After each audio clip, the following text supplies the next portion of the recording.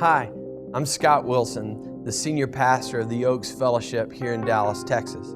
I'm excited to have the opportunity to talk to you for just a minute about my new book entitled Steering Through Chaos. You know, the whole reason why I'm writing this book is because I believe that pastors have visions God has given to them to lead the church, their local congregation, to a whole new place in Him.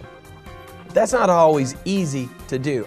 You know, if you want to grow, you're going to have to change. You can change and not grow, but there's no way you can grow without changing. You know, a friend of mine here pastors a church across the way, and we've been tracking for the last 3 years as they've been leading in a transition of their church building and even location to a new location. On the day they had the dedication to their new sanctuary space, he called me. But he didn't call me from the church, he called me from his hospital bed where he had just suffered the heart attack. And he resigns the next week, just basically he and his wife deciding, we can't keep this stress level. You know, the average stay of a pastor after a building program is completed is 18 months. Why is that?